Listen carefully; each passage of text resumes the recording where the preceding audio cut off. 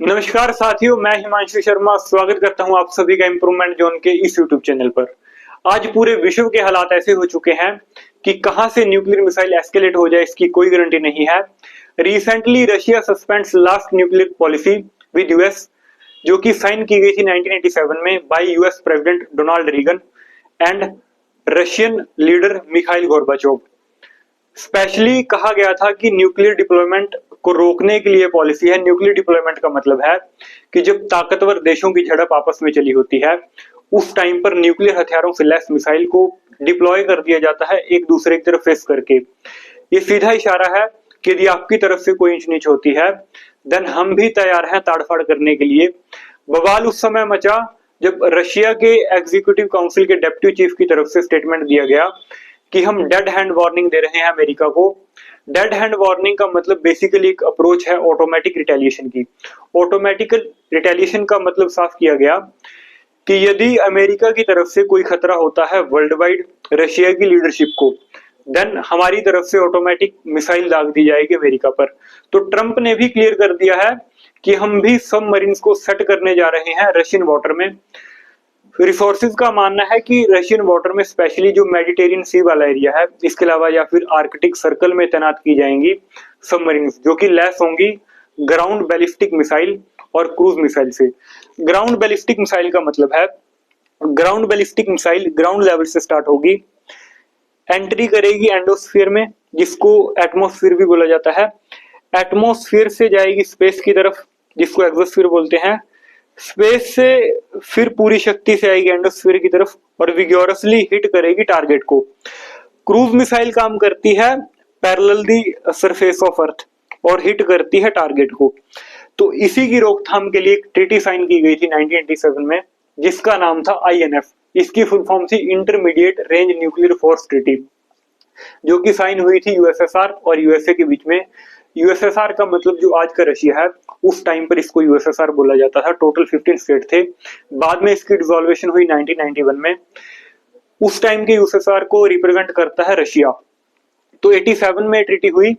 इसका मोटिव था एलिमिनेट करना ग्राउंड लॉन्च्ड न्यूक्लियर और कन्वेंशनल मिसाइल्स को, जिनकी रेंज है 500 से लेकर 5500 किलोमीटर तक। ऑलरेडी यूएसए की तरफ से इसको विथड्रॉ किया जा चुका था 2019 में, तो रशिया ने भी इसको सस्पेंड कर दिया है। हालांकि अब तक रशिया वॉलंटरी इसको फॉलो करता रहा। इससे पहले रशिया की तरफ से एक और पॉलिसी थी जिसका नाम था न्यू स्टार्ट पॉलिसी। रशिया ने इसको सस्पेंड किया था 2023 में। अब जियोपॉलिटिकल इसके इम्प्लीकेशन से देखने को मिलेंगे कि अब कोई भी ऐसी न्यूक्लियर डिप्लॉयमेंट पॉलिसी नहीं बची रशिया और यूएसए के बीच में। अब किसी भी तरह की झड़प हुई तो न्यूक्लियर वॉर की तरफ धकेल दिया जाएगा पूरे विश्व को। रशिया ने अपना रास्ता क्लियर कर दिया है कि ब्रिक्स कंट्रीज स्पेशली भारत और चाइना हमारे साथ हैं।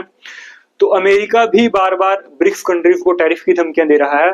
तो ब्रिक्स कंट्रीज को समझिए क्या है। देखिए, ब्रिक्स स्पेशली ग्रुप है जो कि फास्टेस्ट ग्रोइंग कंट्रीज ने मिलकर आपस में बनाया था। इनको एक कॉमन प्लेटफॉर्म मिला। पहले इकोनॉमिकली ही यहाँ पर मैटर्स को डिस्कस किया जाता है। अब ट्रेड के मैटर्स, इसके अलावा क्लाइमेट चेंज के मैटर्स को भी डिस्कस किया जाता है इस प्लेटफॉर्म पे। B for Brazil, R for Russia, I for India, C for China, S for South Africa.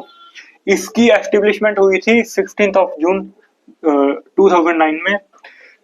पहले इसका नाम था ब्रिक, बाद में ऐड किया गया साउथ अफ्रीका को 2010 में। ब्रिक्स जो फर्स्ट टाइम ये टर्म दी थी, वो दी गई थी एक अमेरिकन इन्वेस्टमेंट बैंक है जिसका नाम है गोल्डमैन सैक्स। इसके इकोनॉमिस्ट थे जिम ओनिल। जिम ओनिल के द्वारा फर्स्ट टाइम ये नाम दिया गया, जिसका नाम था ब्रिक्स। इसका हेडक्वार्टर है शंघाई, चाइना के अंदर। फर्स्ट समिट हुई थी 2009 में रशिया में। अभी 16th समिट हुई है लास्ट ईयर 2024 में रशिया के कजान में। 17th समिट हुई थी इसकी अभी रिसेंटली 6 जुलाई 2025 में, जो कि कंडक्ट की गई थी ब्राजील में।